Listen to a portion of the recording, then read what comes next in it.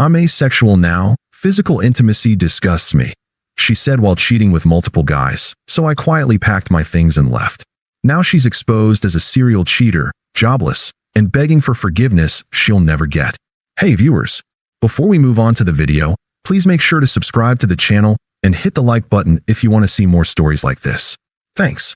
Throwaway account because this whole thing exploded online and I don't want it tied to my main profile.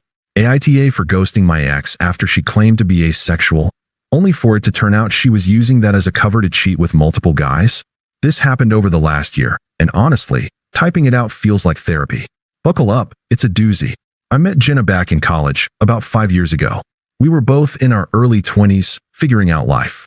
I was studying computer science, grinding through late nights coding, and she was in graphic design, always sketching ideas for logos or ads.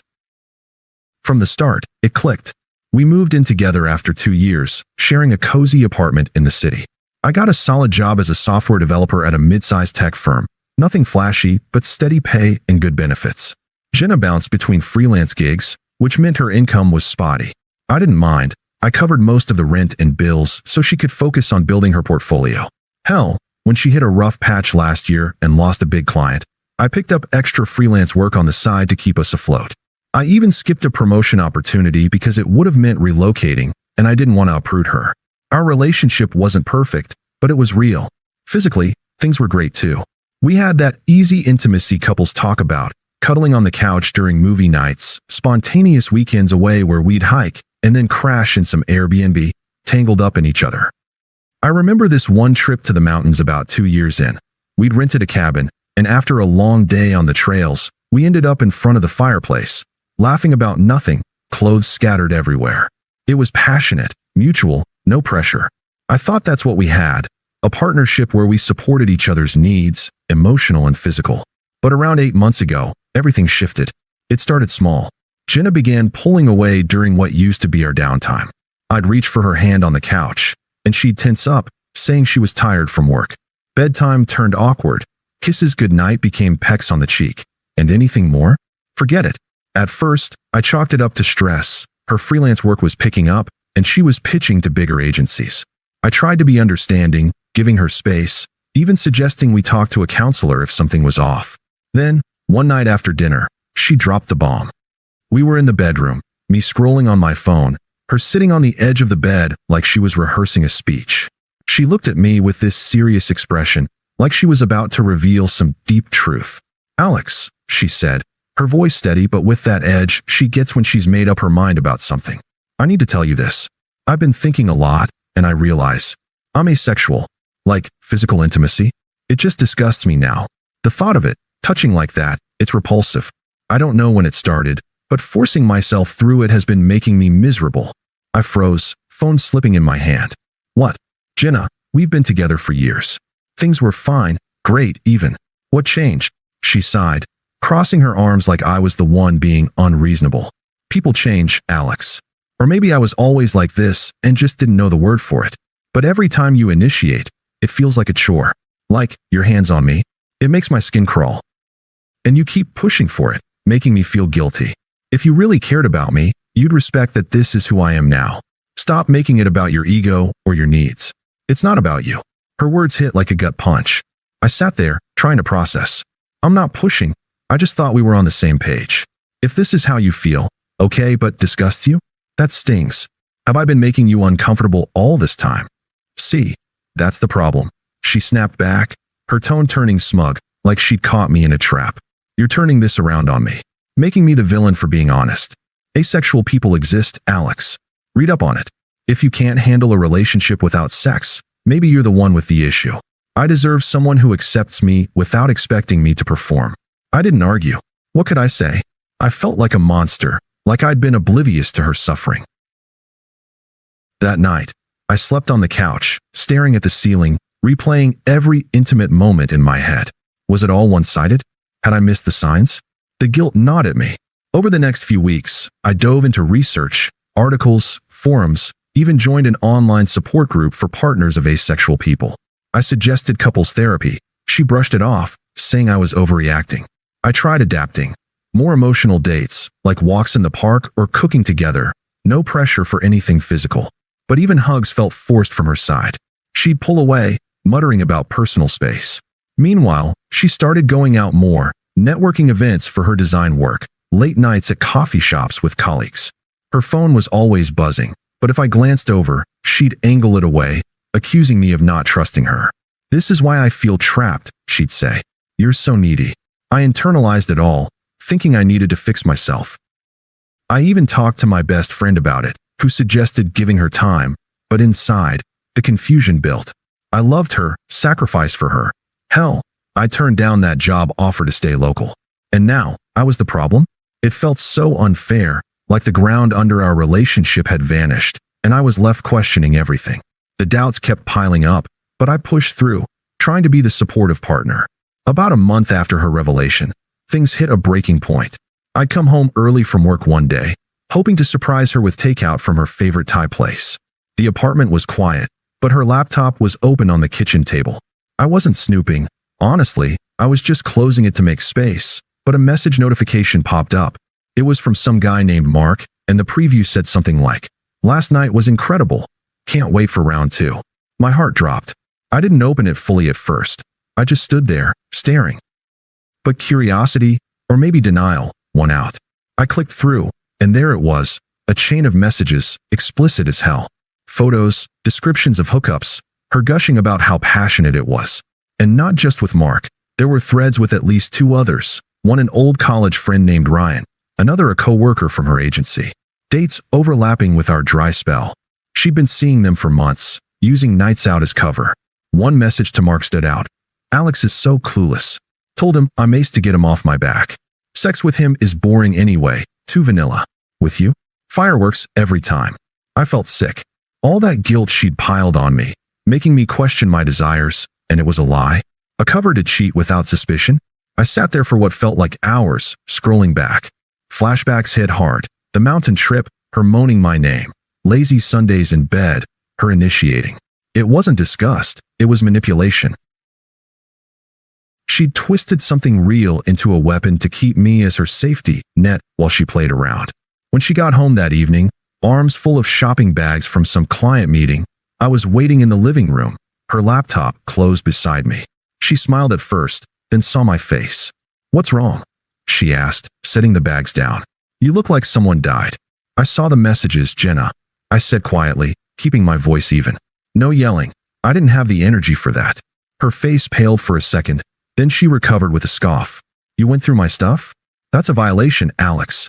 I told you I need space." "Space? You've been screwing around with multiple guys while telling me intimacy disgusts you.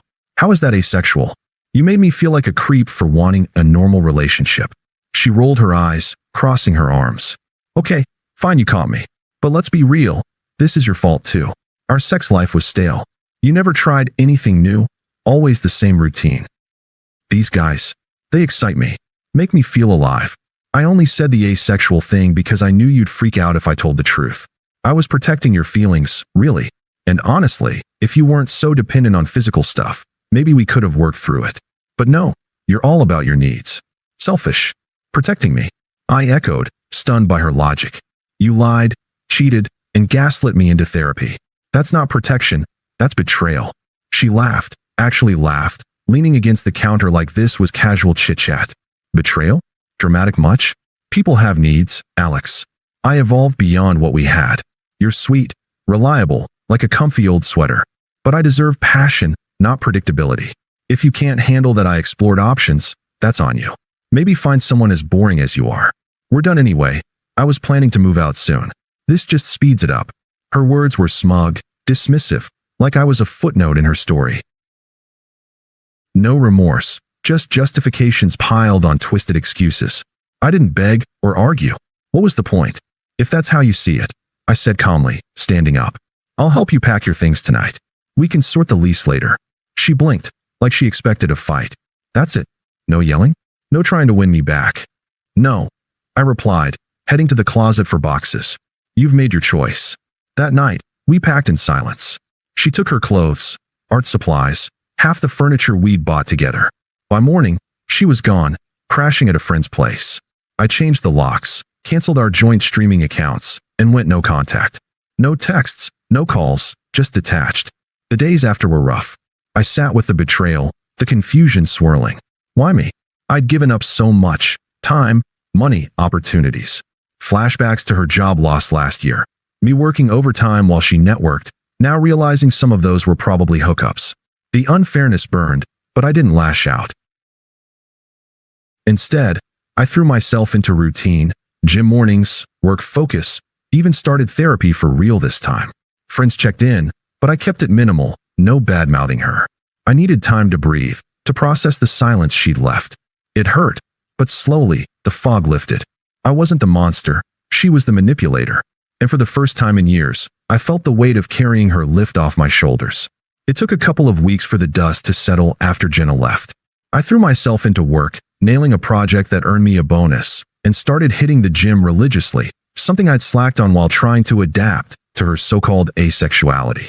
Friends rallied around me quietly. My buddy Mike even helped me rearrange the apartment so it didn't feel like a ghost town. I didn't trash talk her. I just focused on rebuilding. The confusion lingered, though. Nights alone, I'd scroll through old photos, wondering how I'd missed the red flags. But slowly, the silence became peaceful. No more walking on eggshells, no more guilt for being human. I even went on a few casual dates, nothing serious, just testing the waters. For the first time, I felt like I was breathing again. Then, about 2 months post-breakup, karma hit like a freight train. It started with a frantic call from a mutual friend, Sarah, who I'd stayed in touch with. "Alex, have you seen this? It's all over social media." She sent me a link to a post on one of those anonymous confession pages in our city's design community. It was from Mark, the co-worker she'd been hooking up with. He'd gone nuclear, posting screenshots of their entire chat history, blurred just enough to avoid full explicitness, but clear as day. Steamy messages, nudes she'd sent, plans for meetups at hotels while I was at work. And the kicker, her mocking me in real time. "Alex buys the A story hook, line, and sinker, one red. Tells me sex disgusts me. LOL, only with him. You're the real deal." The post blew up. Comments poured in, people tagging her agency, calling her out for hypocrisy. Turns out Mark felt used. She'd ghosted him after a fight, moving on to Ryan or whoever next. He exposed the whole web, at least 3 affairs, all passionate, all while she played the asexual card at home. Her reputation tanked overnight. Clients dropped her freelance contracts, whispering about unprofessionalism. Then the big one, her agency fired her. The office affair with Mark violated their HR policy, and the public drama made her a liability. Friends we'd shared started distancing themselves. Sarah told me a group chat lit up with debates, most siding against Jenna once the evidence surfaced. "She's toxic," one said. Made Alex out to be the bad guy while screwing around. Jenna's life unraveled fast. From what I heard through the grapevine, I didn't seek it out. She bounced between crashing on couches, her savings drained from those networking splurges. Isolation set in, old college pals unfollowed her, family drama escalated as her parents bailed her out financially, but lectured her nonstop. It was ironic. She'd chased excitement, ditching our stable life, only to end up broke and alone. I didn't gloat. Seeing the fallout online, I just felt validated. The confusion cleared. Her lies weren't about me. I poured that energy into myself. A promotion at work came through, bumping my salary, and I started volunteering at a local coding boot camp, mentoring kids. My internal voice shifted. This was her mess, not mine. I'm coming out stronger. The betrayal still stung in quiet moments, but it fueled growth, not bitterness. I blocked her everywhere preemptively, focusing on the horizon. Little did I know, she wasn't done yet. The attempt started small, about a week after the exposure went viral. First, an email. I hadn't blocked that yet. "Alex, we need to talk. This is all a misunderstanding. Call me." I deleted it without replying. Then text from a new number. "It's Jenna. I'm sorry you saw those messages. I was confused about my identity. Can we meet? I miss us." Still, silence from my end. I was done being her safety net. It escalated quickly. 2 weeks later, she showed up at my apartment building, buzzing the intercom like crazy. I peeked through the peephole. She looked disheveled, hair messy, eyes red like she'd been crying. When I didn't answer, she left a voicemail. "Alex, please. Open up. I've lost everything. My job, my friends." That post ruined me. I know I messed up, but remember how good we were? Before all this. I was going through a phase, exploring myself. You always said you'd support me. Don't abandon me now. Her tone was pleading, laced with that familiar manipulation, twisting our history like I owed her forgiveness. I listened once, then blocked the number. But she didn't stop. Next came the intermediaries, her toxic circle. First, her sister, Kara, who I'd always found pushy and unpleasant. She messaged me on social media, "Hey, Alex. Jenna's a wreck because of you. That Mark guy is an asshole for posting everything, but you're no saint either. You drove her away with your constant neediness. Be a man and talk to her. She needs help getting back on her feet. Family sticks together, even exes." I replied curtly, "Not my family anymore. Lose my contact." Blocked. Then mutual friends. Well, former mutuals. One, Tom, called during lunch. "Dude, Jenna asked me to reach out. She's crashing at her parents', broke as hell. Says she realizes now you were the stable one. Come on, give her a chance to explain. She's desperate." "Tom," I said evenly. "She cheated, lied, and humiliated me. I'm not interested." He pushed, "Harsh man. People make mistakes." I hung up and unfriended him. Her attempts amped up. Another in-person show up, this time at my gym. She must have asked around. She cornered me in the parking lot, voice cracking. "Alex, wait. I see now how wrong I was. The asexuality thing? It was a cop-out. I was scared of commitment. But losing you, it's killing me. Please, let's grab coffee. I can change. You were always so patient.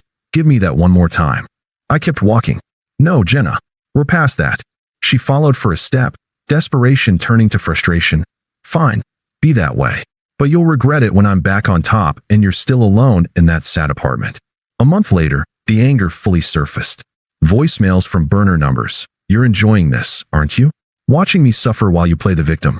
I gave you years, Alex. And now you're too good for me. Screw you. Hope your next girl sees how cold you are." Her mom even emailed, all guilt-trippy and unpleasant. "Jenna's depressed, can't eat.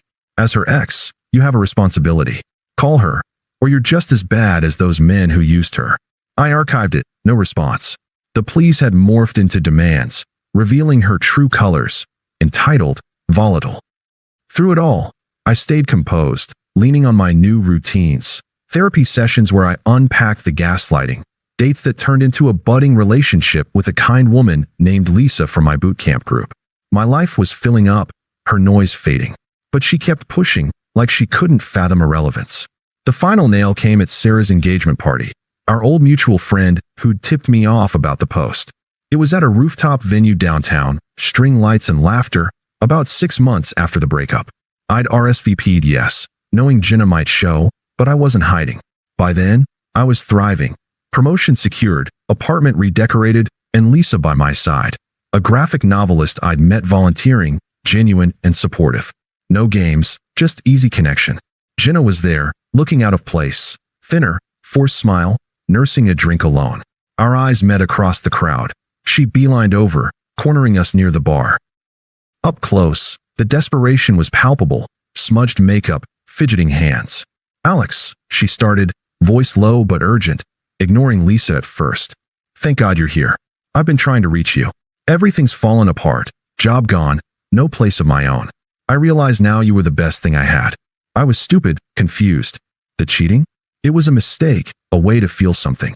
But I need you back. We can start fresh, therapy, whatever. Please, I'm begging." Her words echoed her old manipulations, hypocrisy dripping. The woman who'd called intimacy with me disgusting, now pleading like I was her lifeline. Lisa squeezed my hand, but I stayed calm, meeting Jenna's eyes levelly. "Jenna," I said firmly, no edge, just fact. "You said I was too needy, that our life was boring. Remember telling me physical stuff disgusted you? Turns out it was just an excuse to keep me around while you chased thrills. You made your choices, multiple times, with multiple people. And now, this is the consequence." She flushed, glancing at Lisa, then back. "But I learned from it. You're with her now? Fine, but we had history. Don't throw it away. I can be better. Please, Alex." I shook my head, reflecting her logic right back. "History? You rewrote it with lies. You deserve passion, you said. Well, I deserve peace. And I found it.